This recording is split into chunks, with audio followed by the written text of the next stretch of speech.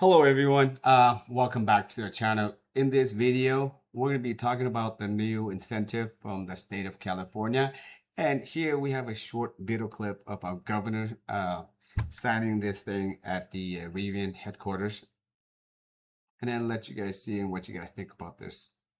So if you've ever wanted to get behind the wheel of one of these remarkable new electric vehicles, and here at Rivian headquartered in California, we just made it cheaper in this state. $3,500 for a new purchase and $1,750 for a used electric vehicle. Washington, D.C. is walking away from the future. We are investing in you, investing in lowering your costs, and also investing so we can continue our dominance in electric vehicles.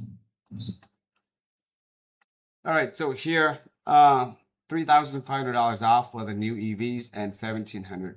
So it doesn't tell you much about the price, but the price cap is $50,000. So pretty much right now, the only vehicle that is within that range for Tesla is the lower end one, right? Any other model, the premium one, is going to be over 50,000, right?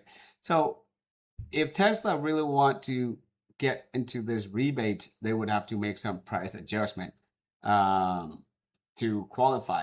But I think this is more, the price that he priced it at 50,000 is more like purposely doing this to leave Tesla out, right? So this basically is qualifying for Rivian and Lucid, right? So I don't know, but to me, any kind of incentive that moving people into EVs into the future, which is nice.